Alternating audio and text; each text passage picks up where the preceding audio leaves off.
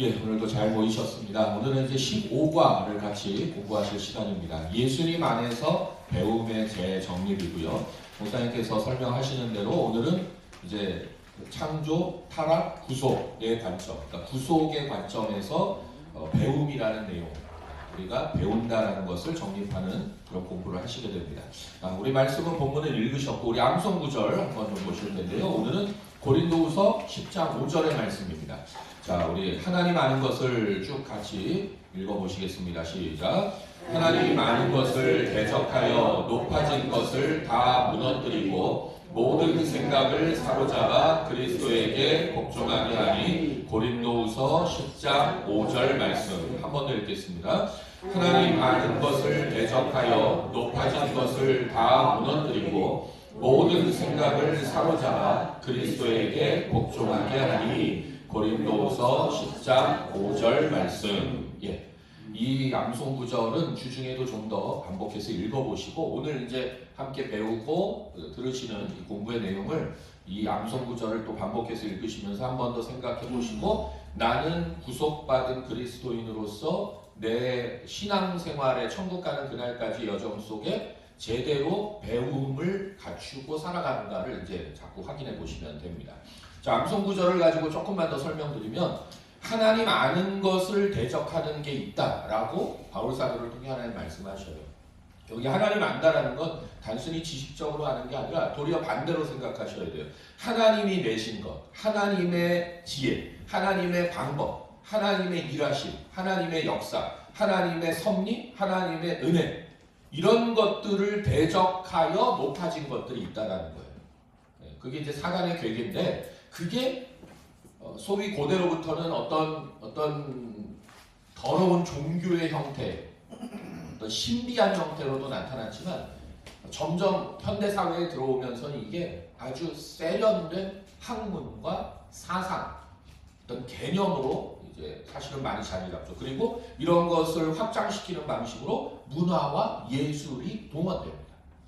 물론 여기서 오해하시면 안 돼요. 뒤에서 좀 더 설명드릴 거지만 모든 세상의 사상, 지식, 문화, 예술은 다 우리가 버려야 되고 다 필요 없고 그런 말씀을 드리는 게 아니라 악한 사탄이 그러한 것들을 동원해서 하나님의 지혜, 하나님의 방법, 하나님의 섭리, 하나님의 통치 이러한 것들을 대적하고 무너뜨리는 시도를 계속하고 있다는 겁니다.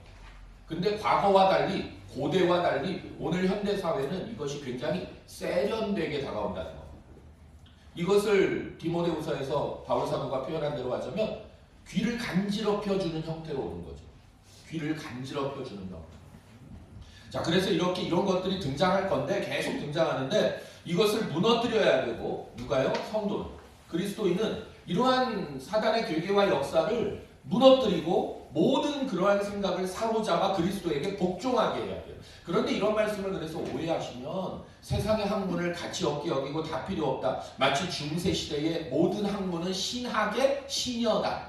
이런 식으로 취급하라는 의미가 아닙니다. 안타깝게도 의외로 어떤 소위 성도들 중에는 아직도 중세 시대식 사고를 하는 분들이 있어요. 신학이 최고야. 예, 일면 맞는 얘기예요. 근데 신학이 최고라는 의미가 학문의 방식으로 최고라는 의미가 아니에요. 그런 의미가 아닌데 뭐 죄송한 표현 쓰면 무식한 거죠. 그런 의미로 복종시켜라 이런 게 아니고요. 그러한 사단의 괴계와 그런 세련되게 포장하고 다가오는 사단의 전략을 제대로 알고 그것을 구별할 줄 알고 그것을 끊어낼 것 끊어내고 그것을 뛰어넘는 하나님의 놀라운 지혜의 섭리의 역사를 우리가 바르게 알아서 그걸 맞설 줄 알아야 된다. 세련된 학문을 내놔라. 그런 의미만이 아니고요. 그렇게도 해야죠. 그걸 변증이라고 합니다. 변증한다고 해서 학문적으로도 굉장히 우리 복음을 변호하고 예수 그리스도의 십자가 죽음과 부활로 중심이 잡혀있는 우리 기독교 신앙의 교리와 성경의 탁월함 정도가 아니죠. 성경의 유일한 진리임을 변증하고 밝히는 방식도 해요. 그러나 그것으로만이 아니라 이제 오늘 공부의 제목이 되는 예수님 안에서 배움을 재정립한 성도가 되어서 하나님의 지혜, 하나님의 통치 방식, 하나님의 섭리가 뭔지를 바르게 알고 그 근거 위에서 선택과 결정을 내리며 신앙생활로 살아가시라는 겁니다. 그게 바로 하나님을 대적하는, 하나님을 아는 것을 대적하여 높아진 사단의 괴계와 이 세상의 순수와 전략을 무너뜨리고 그 모든 생각을 사로잡아 그리스도에게 복종시키는 거예요. 그걸 위해 그러면 우리는 이렇게 되려면 우리가 뭘 확인하고 점검해야 할까? 그걸 오늘 공부하시는 거예요.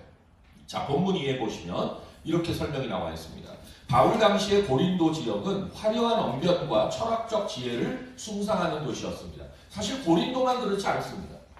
고대 이 로마 제국 시대에 로마 제국 하에 있는 알려진 유명한 도시들은 다 이랬어요. 많이 아시는 대로 특히 오늘날 우리가 알고 있는 소위 학문의 방식, 이런 기본 토대가 이 성경시대, 고린도 전서의 시대보다 훨씬 전, 우리 성도님들도 많이 아시는 소위 소크라테스, 플라톤, 아리스토텔레스, 우리나라에는 이 세 명만 많이 유명하지만 그 시대에는 이 세 명만큼 유명한 사실 소피스트, 사상가들, 철학자들, 스승들이 굉장히 많습니다. 근데 이게 되게 재밌는 게요, 이 소크라테스라는 이 유명한 소위 철학자요, 정치인이요, 사상가가 예수님보다 한 500년 전 사람입니다. 그런데 하나님의 이 섭리가 얼마나 놀라우냐면 그 비슷한 시기에, 이건 이제 서구잖아요. 서양 그리스 철학의 태동. 그러니까 오늘날 세계를 아직도 주도하고 있는 서양의 학문적 토대, 그들의 문화와 교양의 어찌 보면 근본적 출발이 그때쯤으로 보는 거거든요. 고대 그리스로. 근데 그게 예수님보다 한 500년 전이에요. 그런데 그 비슷한 시기에 놀랍게도 그러면 그 서구만 발전했냐? 아니요. 동양에도 굵직한 지혜와 가르침과 그런 어떤 철학과 인생에 대한 아주 집요한 성찰이 독보적으로 드러납니다. 그게 누구냐면 그게 공자맹자고요. 제자백가의 시대고요. 그리고 인도에서는 소위 불교를 시작한 고타마 시타르타, 그러니까 힌두교가 이미 있었습니다만 인더스 문명에서 출발한 그러한 고해와 성찰로부터 기인하는 인생에 대한 아주 집요한 성찰, 이런 것들이 너무나 비슷한 시기에 동서양 전체에 걸쳐서 전 세계에 이미 지금으로부터 한 2500년 전쯤에 체계가 다 세워진 거예요. 다 세워진 거예요.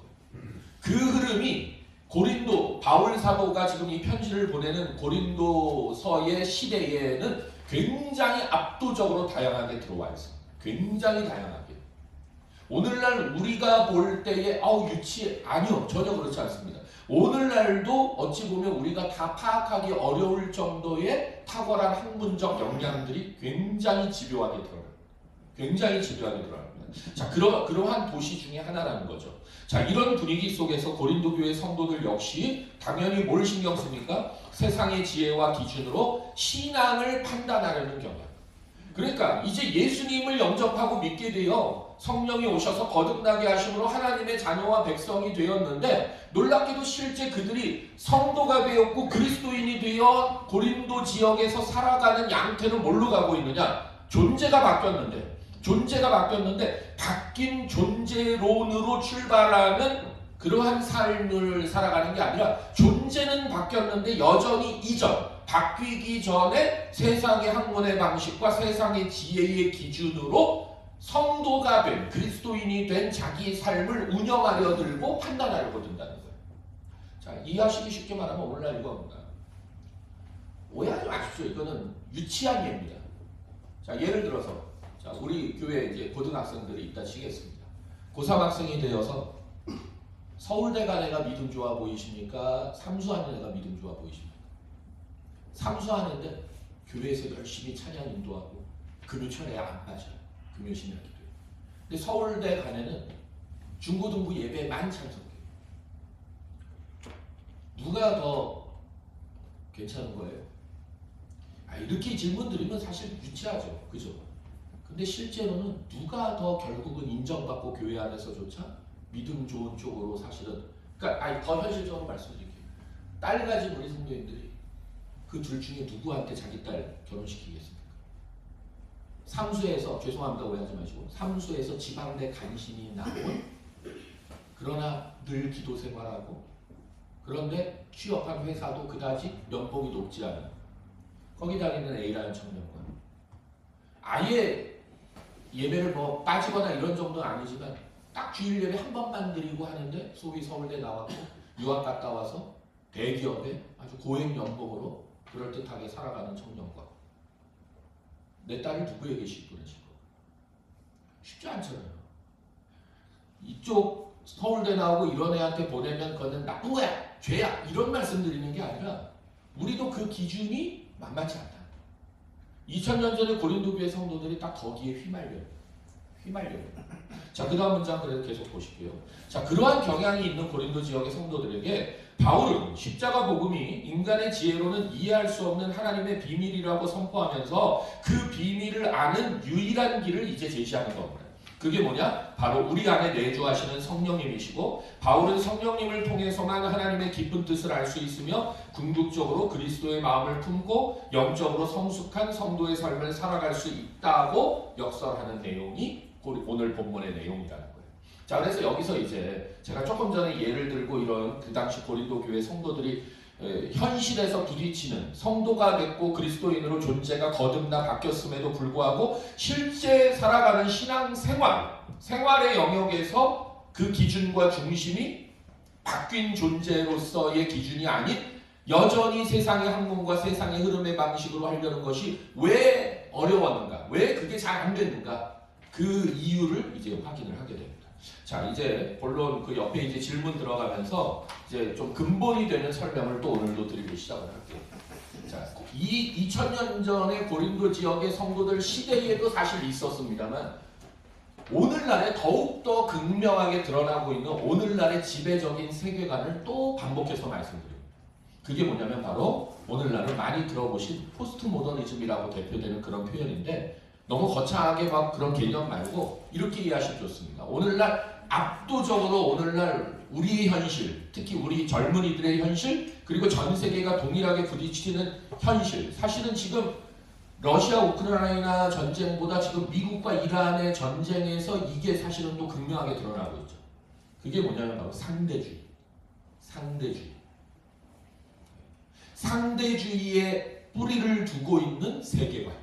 이게 오늘날 현대사회의 압도적인 현실의 모습입니다. 우리 교회에 와서는 이게 별로 작동을 안 해요. 아예 안 하는 건 아닌데, 왜냐면 교회는 예배를 중심으로 모이다 보니까 예배 때는 캐리그마, 하나님의 진리의 말씀의 선포거든요. 저나 우리 담임 목사님이나 우리 교역자들이 강단에서 선포를 해버리니까 그냥 소위 연역적으로 하나님의 말씀은 이렇습니다, 뜻은 이렇습니다 하고 주어지는 거예요.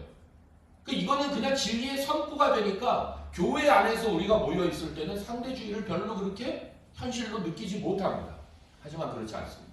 실제 우리가 살아가는 오늘날의 현실의 실생활의 모습은 하나님의 진리가 캐리그마가 선포되는 형태가 아니라 지극히 상대적으로 대응하고 반응하는 것으로서의 소위 제한된 진리, 소위 누구에게는 진리일 수 있으나 누구에게는 전혀 진리가 아닌 그런 식으로 우리의 삶이 구성되어 있고 운영되고 있습니다.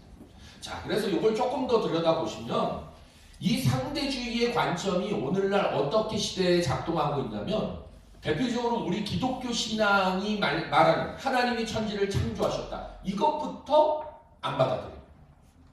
그런데 놀라운 거죠. 한 80년대, 90년대 초중반까지만 해도 기독교인이 아니어도 어느 정도 그것을 대놓고 부인하진 않았어요.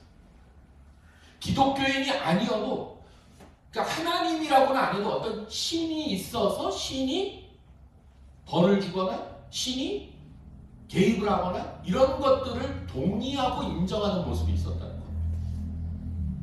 자, 그리고 또 이런 거죠.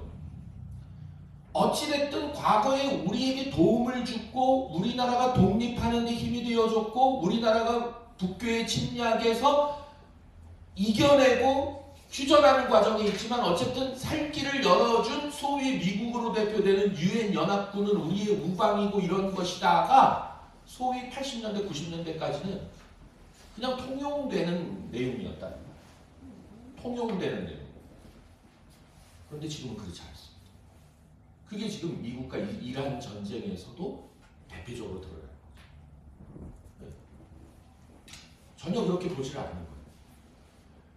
그거는 그 당시에 해당되는 상대적인 어떤 동의할 만한 내용이지 지금 우리의 현실에서는 전혀 그렇게 볼 수 없다라고 보는 견해가 굉장히 압도적으로 올라가요. 굉장히 압도적이에요. 자, 조금 또 현실적으로 보시면 기독교 신앙만이 아니죠. 자, 예를 들면 가정은 뭘로 이루어져야 합니까? 한 남자와 한 여자의 결혼으로 이루어지는 것을 기독교인이 아니어도 사실은 그냥 당연하게 여겼습니다. 그런데 이 당연하게 여기던 것이 이제는 더 이상 받아들여지지 않는 세상.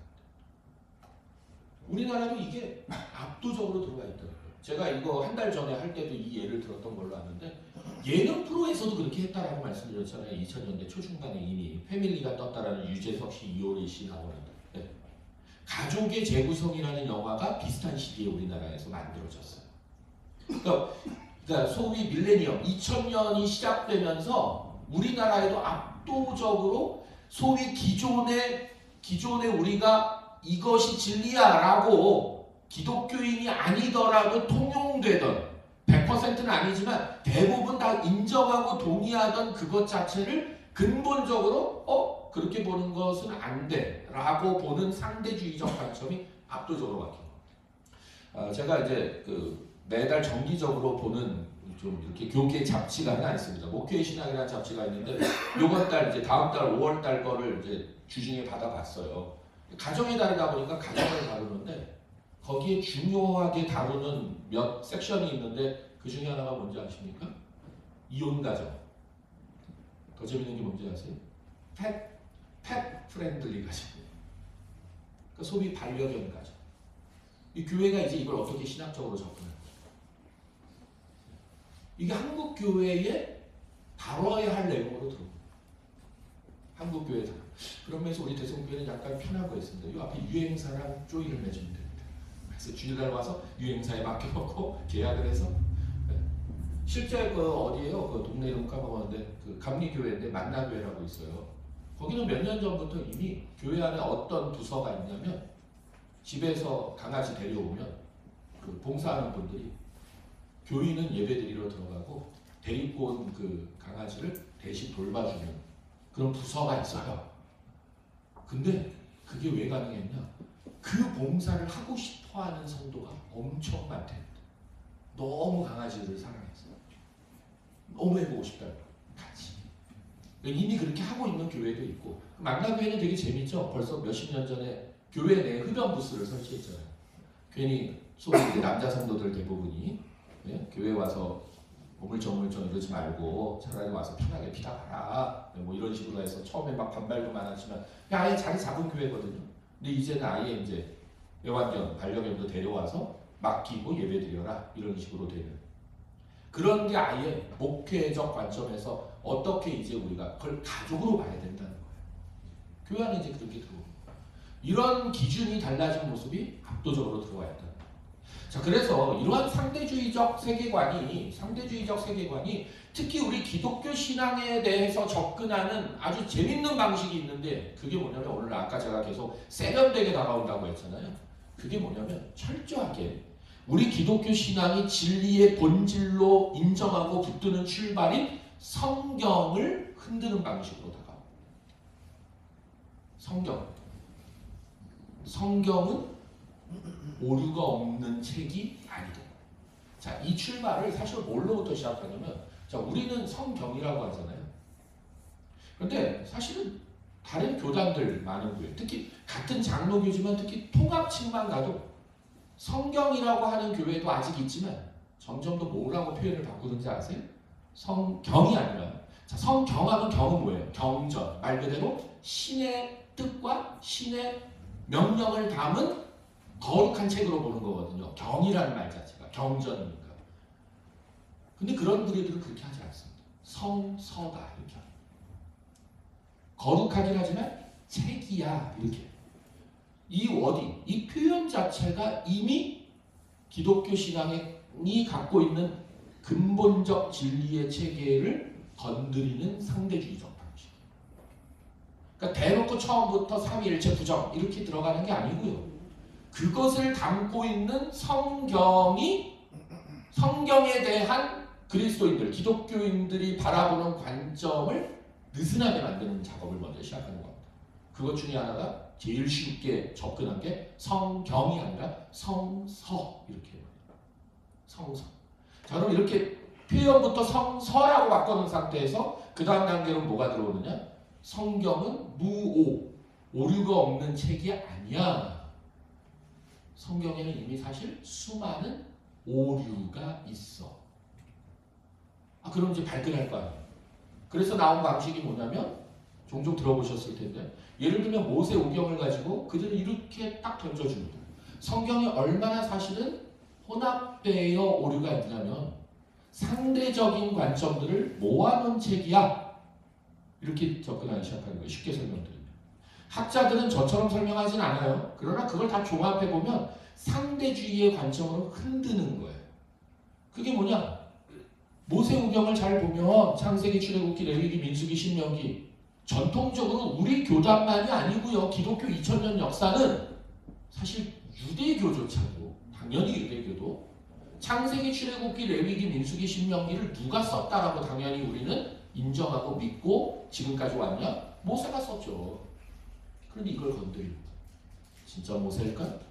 그러면서 어떻게 이걸 흔드느냐? 모세라는 한 명이 정말로 쓴 거라면 왜 하나님을 부르는 호칭이 다 다를까? 이렇게 접근하는 거예요. 자, 우리 성도님들도 많이 들으신 거. 하나님의 이름이 뭐예요? 하나님이 직접 나는 뭐라고 하셨어요? 여호와다. 여호와를 영어로 표현하면 저호와가 되니까 J로 시작한단 말이에요. 알파벳 J. 그런데 모세오경을 쭉 보다 보면 하나님을 여호와로만 부르는 게 아니라 엘로힘 이렇게 부른다는 거예요. 아니 한 명이 모세가 혼자 다 썼으면 왜 하나님을 부르는 칭호부터 왜 왔다 갔다 해? 이렇게 해버리는 거예요. 그래서 그들은 뭐라고 부르냐? 비슷한 시기에 비슷한 그러니까 약간 친척 관계에 있는 그러한 유목민 그런 히브리 계열의 여러 부족들이 있었는데 그 중에 자신의 신을 여호와라고 부르는 그런 부족과 엘로힘으로 부르던 부족을 후대의 훗날에 모세가 엄밀히 말하면 그들은 모세가 썼다라고 절대 보지는 않습니다만 그들의 관점에서 아무리 빨라도 바벨론 포로기에 느헤미야나 에스라 같은 젊은 그 당시 우와 바벨론 제국이 이렇게 압도적이구나 라고 눈치챈 걔네들이 이렇게 봅니다만 모세가 했다 한들 그걸 정승으로 내려올 걸 짜깁기 한 거예요. 그렇기 때문에 때로는 그 동일한 하나님을 얘기하는 것 같은데 사실은 충돌하고 있어. 왜 충돌할까? 이쪽 기억이에요. 서로 보는 관점이 상대적으로 다르기 때문에. 이미 성경 시대에도 그렇게 상대적인 걸로 그러니까 성경은 절대 진리, 동일한 하나님, 유일한 하나님, 유일신이신 하나님이 친히 말씀하시고 계시하셔서 모세를 통하여 기록해 주신 말씀이 아니고 모세오경만 해도 여러 부족들이 자기들의 입장에서 그 소위 자기가 믿는 신을 부르고 대하던 관점 그게 A 부족과 B 부족, C 부족 섞이다 보면 그리고 그 부족 내에서도 제사장 집단이냐 율법사 집단이냐에 따라 서로 보는 관점이 다른 상대주의적 관점이 다 혼합된 거야. 이렇게 흔들어버리는 거야. 이렇게 들어가는 거예요. 이게 바로 오늘날에는 더 세련되게 포장돼서 적극적으로 등장합니다. 그래서 이걸 가지고 오늘날 특히 우리 어른 성도님들은 별로 신경 안 쓰고 사시지만 우리 교회 청년들이나 우리 교회 청년 애들은 또 그쪽에 별 관심이 없어요. 그래서 이게 좋은 건지 안 좋은 건지 저도 헛갈리긴 하는데 오늘날 많은 젊은 크리스찬 청년들이 힘들어하는 지점이 있어요. 성경 자체를 근본적으로 흔들어요. 얘네가 이미 학교에서 그렇게 배우고 자라왔고 얼마 전에 강의사님하고도 얘기했습니다만 예를 들면 하나님이 처음 만드신 사람 아담을 한 명으로 보지 않는 거예요. 그걸 다중아담론이라고 하거든요. 아담은 한 명이 아니다. 왜냐하면 아담이라는 그 명칭은 제 이름이 김재준인 것처럼 고유명사가 아니라는 거예요. 아담은 사람을 뜻하는 일반 명사다. 그래서 아담은 한 명이 아니다. 그럴듯하지 않아요? 꽤 그럴듯하잖아요. 그걸 기가 막힌 논리와 학문적 방식을 끌어들여서 포장해서 내놓기 시작합니다. 그냥 하나의 예를 드는 겁니다만 다중아담론 그것만 그치지 않아요. 물론 오늘날 새로 만들어진 이론이 아닙니다. 굉장히 이미 있던 이론이에요. 근데 과거에는 그걸 우리 기독교인들만이 아니라 하나님 믿지 않는 다종교라든가 이런 세계의 사람들도 그런 것들을 별로 그렇게 신경 쓰거나 동의하지 않았어요. 그런데 지금 오늘날의 시대는 이 상대주의적 관점이 아주 압도적으로 철저하게 들어와 있다. 학문이라는 세련됨을 무장해서.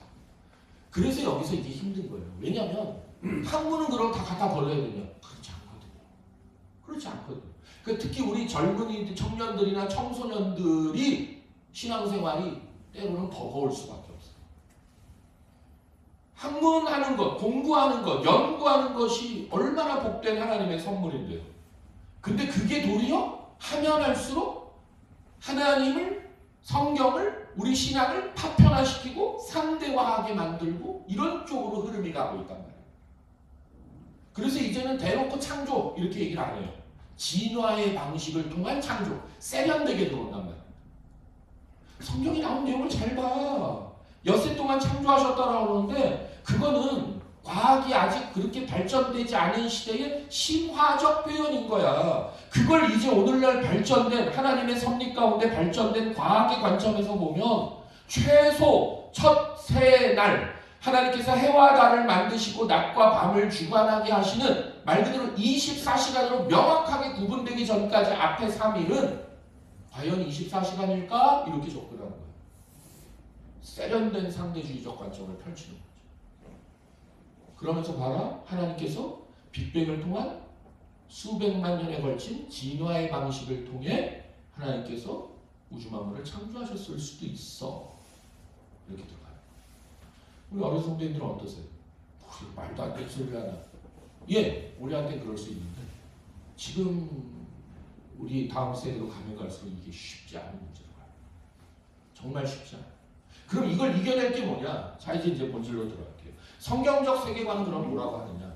시대가 어떻게 바뀌든 세련되게 왔든 과거의 어떤 주술적이고 심리적인 고대 사회의 흐름이 됐든 놀랍게도 왜 성경이 진리고 하나님이 진리냐? 하나님은 단 한 번도 당신의 방법과 스타일을 이렇다 저랬다 상대적으로 바꾸신 적이 없이 언제나 동일하십니다. 그래서도 이게 진리인 거예요. 자, 이런 얘기예요. 고대 사회에는 어떤 주술, 우리나라도 그렇잖아요. 맨날 막 그 전기가 안 들어오니까 산속 깊숙한 데 가면 뭐 귀신 같다가 나오고 도깨비 불이 나오면 막 도깨비가 난리친다 보고 이런 거 많았잖아요. 저도 군대에서 그런 거 제가 철원에서 군복무를 했거든요. 저는 이제 군종이어서 한 달에 한 번 반드시 철책 근무 쓰는 이제 군인들을 돌아보러 다녔어요. 거기 가면 이제 미리 때로는 거기 근무하는 소대장이 연락이 와요. 군종 목사님한테. 빨리 와서 좀 기도 좀 해달라고. 지금 요즘 애들 여기 귀신 봐가지고 지금 무서워한다고. 근데 진짜 보는 거예요. 진짜 자세하게 설명해. 한 명이 본 게 아니에요. 다 같이 보는 거예요. 특정한 어떤 초소에 가면 근데 거기에 항상 스토리가 있죠. 그게 한 10여 년 전에 거기에서 누가 총 쏴서 자살한 애가 있는 그런 초소. 거기 지나갈 때는 소복 입은 여자 하나가 이렇게 세 바퀴 텀블링하고 들어가. 별 진짜 웃긴 얘기 다 나와요. 그러니까 그냥 들으면 말 같지도 않잖아요.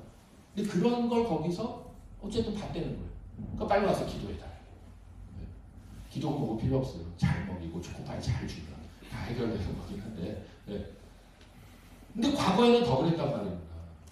전기가 없으니까 밤이 되면 사실은 건조해지면 자연적 발화인데 그걸 과학적으로 설명할 걸 할 줄을 모르니까 그때 그걸 뭘로 본 거예요? 도깨비 불이라고 보는 거예요. 도깨비가 와서 장난쳤다라고 보는 거잖아요. 그래서 무서워하고 두려워하고 온갖 종류의 귀신이 다 등장하고. 그러나 그 시대에도 하나님은 늘 동일하셨고 동일한 방법이었고 오늘날은 그런 건 거의 사라지고 세련된 학문과 세련된 문화와 예술로 동성애라든가 다양한 어떤 가족의 구성 이런 것들을 상대화시키고 왜 사람끼리만 가족이냐? 강아지도 가족이다. 이렇게 다 오해하지 마세요. 그거는 가족이 아니다라고 제가 말씀드리는 게 아니라 그걸 상대화의 관점에서 그렇게 푼단 말입니다. 네.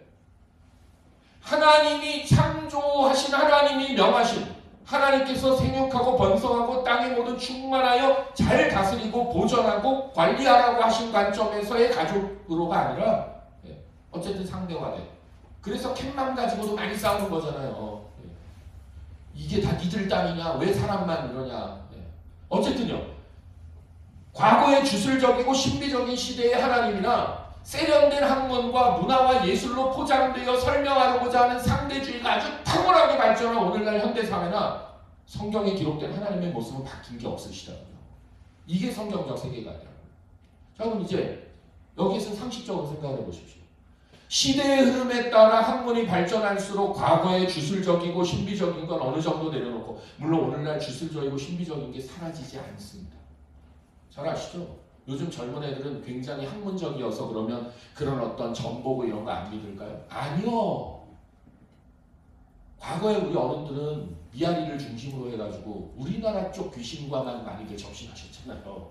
근데 요즘 젊은 애들은 우리나라 조상신들만은 좀 신뢰가 안 되나 봐. 국제화 해가지고 서양 온갖 잡신들을 다 불러들이잖아요. 그러니까 점을 봐도 동양식, 우리 한국식의 점을 보는 게 아니라 요즘 애들은 서양식 점을 보는 거예요. 타로 점을 보고. 바로 옆에 있잖아요. 외계인 폴. 전혀 그 산업이 줄진 않습니다. 더 풍성해지면 풍성해지. 그러나 어쨌든 그런 주술과 신비가 압도적인 시대의 흐름이 세상은 상대와 학문과 세련된 문화와 예술로의 방식으로 상대주의적으로 바뀐다니까요. 이런 흐름이 신뢰할 만합니까? 아니면 주술적이고 신비적인 시대의 모습이나 이렇게 학문적으로 문화와 예술적으로 세련된 시대에도 그 존재와 활동하는 모습과 드러내는 섭리의 통치의 방식이 전혀 변하지 않는 하나님이 더 확실합니다. 성경은 그 얘기를 합니다. 그런데 이걸 세상은 알 수가 없다는 거예요. 그럼 뭘 통해서만 이 변치 않으시는 하나님이 진짜 진리가 많구나. 이분만이 흔들리지 않고 바뀌지 않으시니 세상에 아무리 다양한 모습으로 그럴듯하게 소위 진보해 간다 하고 진화한다 하고 세련되게 바뀌어 간다 할지라도 과거에나 고대에나 현대에나 앞으로 미래에도 영원히 흔들리지 않고 변치 않으시는 그분만이 진짜 살아계신 하나님이시고 신이시고 그분만이 진리가 맞구나. 이걸 뭘 통해서만 알 수 있느냐? 성령을 받은 것으로서만 알 수 있게 됩니다. 성령을 통해서만. 그게 오늘 본문의 핵심이라고. 그래서 성경적 세계관은 어디로 가게 되느냐? 성경적 세계관은 단지 성경을 잘 연구해서 많이 연구하면 알게 된다. 그런 얘기가 아니라 핵심은 딱 하나입니다. 성령이 오셔서 진실로 스스로 존재하시고 어떤 시대의 흐름에도 관계없이 전혀 변함이 없으시며 단지 변하지 않을 뿐만 아니라 당신의 통치를 어떤 변화의 흐름 속에서도 흔들림 없이 압도적으로 통치해 가시는 그분을 바르게 알고 그분의 방법과 그 진리이신 하나님의 의도와 방향성을 알 수 있는 유일한 길, 그 절대 진리를 제대로 알고 붙들고 그 기준을 따라 살아갈 수 있는 방법은 진리이신 하나님이 보내신 성령을 통해서만 가능하다는 거예요. 그리고 그 성령은 어떻게 해서 오시게 됐다고요? 예수 그리스도가 오심으로 오셨다는 거예요. 그래서 오늘 공부의 제목이 예수님 안에서 배움의 재정립이 되는 거예요. 사실 이제 성령으로 가야 되는데 왜 예수님 안에서라고 했느냐? 예수님이 오셔서 우리를 위해 십자가 못 박혀 죽으시고 다시 살아나시고 승천하시며 약속하신 대로 성령이 오신 거기 때문이라.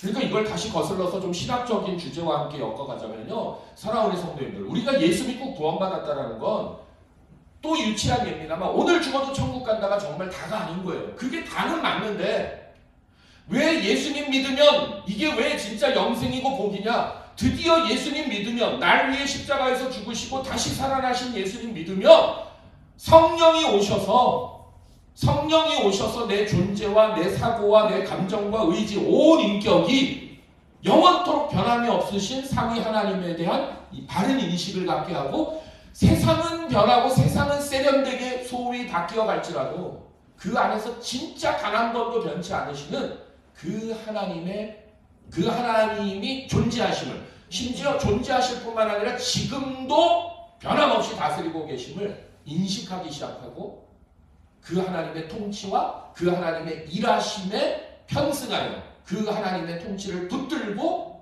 이 땅을 살아가는 자가 된다. 그게 뭘로 된다고요? 성령의 오심으로 된다. 근데 그것은 뭘로 기인했다고요? 예수님을 믿음으로 된다. 이렇게 지금 설명하고 싶은 거. 오늘 교재가 이걸 내용을 얘기합니다. 그래서 예수 믿게 됐다라는 건 우리를 어디로 끌고 간다고요? 드디어 우리는 진짜 살아계신 하나님이 지금도 살아계심을 이제야말로 제대로 인식할 뿐만 아니라 그 살아계신 하나님의 진짜 변함없는 통치와 섭리, 하나님이야말로 때로는 진짜 세련되게, 하나님이야말로 때로는 가장 신비하게, 그렇게 변함없이 늘 동일하게 일하시는 분이고 역사하시는 분임을 알게 하신다. 자, 이런 구체적인 예를 우리는 성경에서 너무나 많이 봅니다. 자, 대표적으로 제가 자주 설명드렸던 건데 우리 성도님들은 오병이어를 어떻게 들여다보시나요? 이건 사실 제 설명이라기보다 기독교 변증으로 이제 많이 하는, 또 이름이 갑자기 스크루테이프에 편지를 쓴 누구죠? 네, C.S. 루이스. 고맙습니다. C.S. 루이스 같은 이 탁월한 기독교 평신도 변증, 원래 영문학자세요. 옥스퍼드 대학에. 이분의 표현에 의하면 기적이란 뭐냐? 아마 책 제목이 기적일 거예요. 기회 되시면 우리 교회 프론초장이 있는지 모르겠는데, 저 솔지방에 있는지 모르겠는데 없으면 사서 꼭 보십시오. C.S. 루이스가 쓴 기적이라는 책이 있습니다. 이분은 오병이어를 이렇게 설명해 줍니다. 진짜 좋습니다. 원래 떡이 우리의 밥상에 올라오려면, 그리고 물고기가 우리의 밥상에 요리에 되어서 올라오려면 사실은 어떤 과정이 필요합니까? 어떤 시간과 공간이? 예를 들어서 떡으로 생각하면 사실은 봄이쯤 되어서, 겨울이 지나고 봄이 되어서 땅을 개간하고 농부가 씨앗을 뿌려야죠.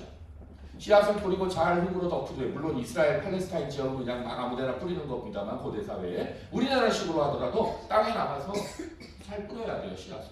그러면 이제 덮어주고 때가 되면 하늘에서 햇빛이 쪼이고 바람도 불고 비가 내리면서 땅에 뿌려졌던 씨앗이 싹이 트고 자라나기 시작하죠.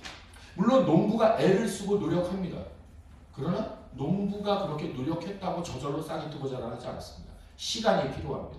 공간이 필요합니다. 어찌됐든 그렇게 싹이 트고 자라나면 점점 자라서 일정 시간이 차야만, 3월에 만약에 씨를 뿌렸다면 적어도 7월, 8월 일정한 시간이 차야만, 이거를 학문적으로 표현하면 인계치, 크리티컬 매스, 열매가 실제 달릴 수 있는 시간과 공간이 필요하단 말입니다. 그 충분한 시간과 공간이 지나야만 드디어 쌀이라는, 보리라는, 밀이라는 열매가 나오는 거예요.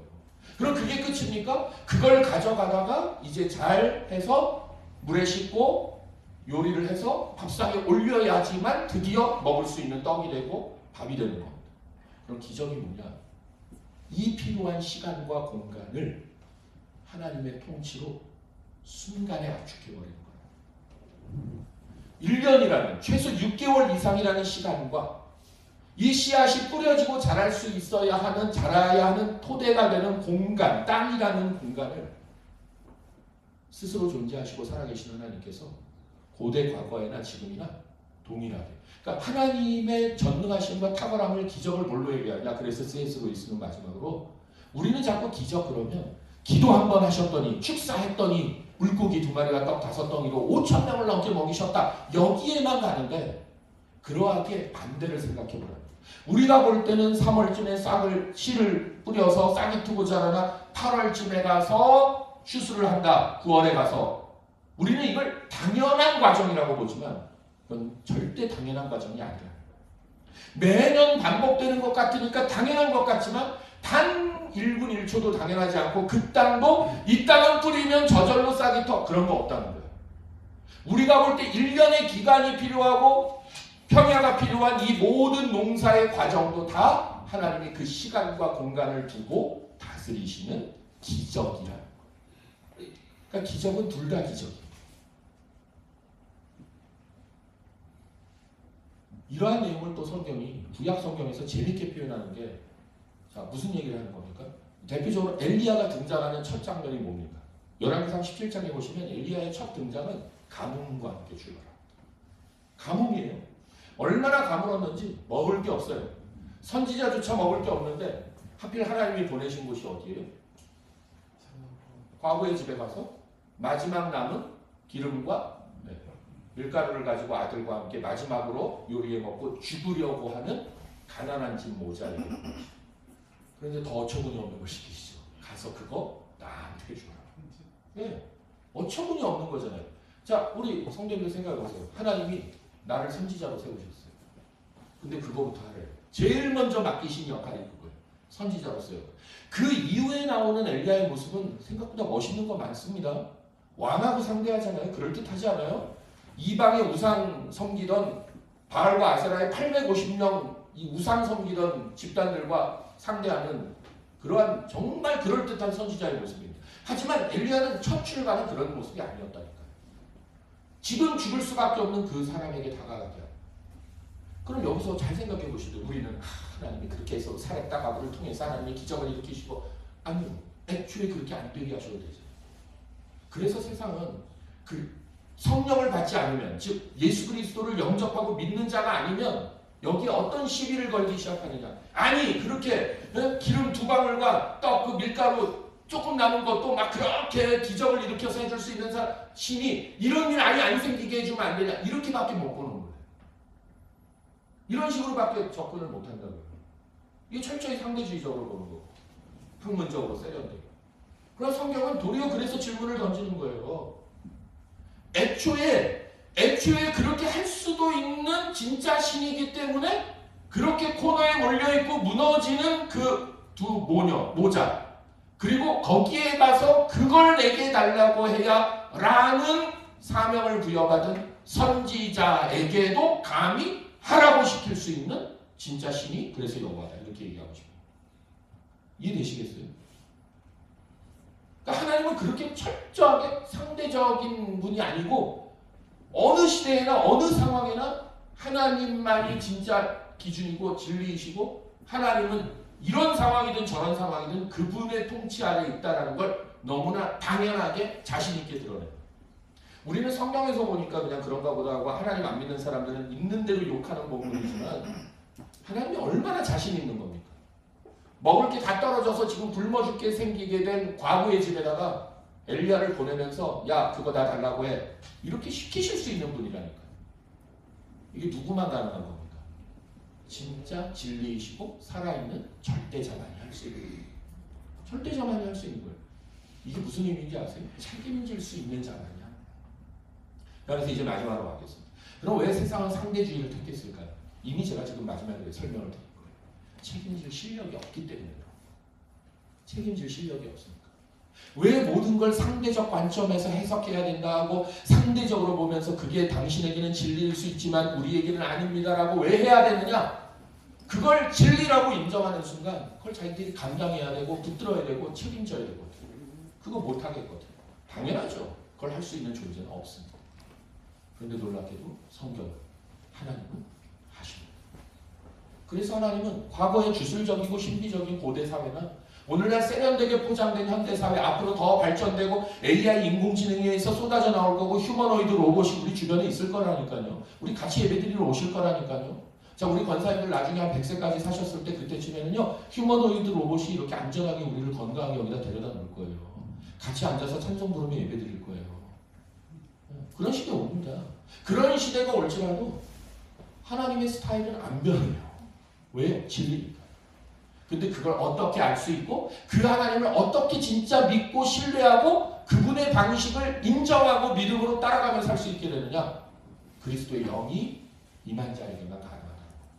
성령이 임하면 된다는 거예요. 그래서 오늘 이 밤에 오늘 이 말씀을 공부하신 대로 이 성령님에 대해서 우리 성도님들이 또 기대하시고 기도하실 것이 성령님 이렇게 어떤 시대 어떤 상황에나 언제나 진짜 동일하셔서 당신의 통치를 당신의 주권적 섭리를 당연하게 드러내시는 제 표현으로 하자면 그냥 뻔뻔하게 드러내시는 거거든요. 어찌 보면 때로는 우리의 형편을 별로 신경 안 쓰시는 것 같아요. 자 근데 그게요 관심이 없어서가 아니라니까요. 다시요. 왜요? 책임질 실력이 하나님께 있기 때문이라요. 그래서 자신 있게 내어놓으시는 과부에게 가서 그 먹을 거 내놔 라고 하실 수 있는 그 하나님. 네. 그런 하나님을 내가 성령님 내게 충만히 임하셔서 그 하나님을 내가 더 제대로 만나게 해주시고 그 하나님이 나를 붙들고 통치하심을 제대로 누리게 해주십시오. 그렇게 기도하고 구하셔야 하고 그 성령님이 누구를 통해서 오셨다고요? 예수님을 통해서 오셨음을 우리가 중심에 두고 신앙생활을 해야 한다는 겁니다. 아무쪼록 이 은혜 자리에 가셔서 그래서 이제 마지막 이제 문제만 빠르게 풀고 끝내겠습니다. 첫 번째, 하나님의 일을 알 수 있는 유일한 분은 누구세요? 그래서 하나님의 일을 알 수 있는 유일한 분은 2장 10절과 11절에 보면 성령님밖에 없다는 거예요. 그럼 그 이유는 무엇 때문입니까? 성령님은 하나님의 깊은 것까지도 통달하시기 때문입니다. 성령을 통하지 않고는 절대 진리이신 하나님을 알 방법이 없다는 것. 두 번째 질문. 하나님으로부터 온 영, 곧 성령을 받은 사람은 그래서 어떻게 된다고 했습니까? 하나님께서 우리에게 은혜로 주신 것들을 알게 돼요. 이게 제가 지금까지 계속 반복해서 설명드린 언제나 동일하게 너무나 당연하게 변함이 없고 흔들림 없이 대놓고 말씀하시고 통치하시는 그게 바로 하나님의 은혜라는 거예요. 그거를 알게 되고 그래서 어떻게 됩니까? 성령께서 가르쳐 주신 것으로 영적인 일을 분별해요. 그러니까 하나님의 존재와 절대자시며 진리이신 변치 않는 진리이신 그 하나님의 일하시는 통치의 방식과 하나님의 기준을 알게 하신다는 거예요. 깨닫게 하신다는 거예요. 세 번째 질문. 바울은 그래서 우리를 향해 어떠한 놀라운 신분을 선포하고 있고 이것은 성도의 삶에 어떠한 의미를 가질까요? 우리는 어떠한 자가 됐다고 그래요? 예수 그리스도의 마음을 가진 자가 됐다. 어떠한 신분? 예수의 마음을 가진 자. 그래서 우리는 어떤 의미, 이게 우리 성도의 삶에 어떤 의미일까요? 우리가 이제는 예수님처럼 생각할 수 있다. 자, 예수님이 어떻게 생각하고 사셨어요? 하나님 아버지의 뜻대로, 하나님의 통치를 있는 그대로 이루어 가시고 순종하시고 살아가시는 것처럼 성령을 통해서 성령 하나님의 영을 받은 우리도 예수님의 마음을 본받아 우리도 가져서 그렇게 살아갈 수 있게 되었다. 그러니 우리는 그렇게 되기를 더 구하셔야 하고 기도하셔야 하고 우리 삶이 그 방향으로 가고 있는지를 날마다 점검하실 필요가 있다는 겁니다. 아무쪼록 이 복된 자리로 우리가 이런 자리로 부름받았음을 놓치지 않고 함께 나아가셨으면 좋겠습니다. 기도합니다.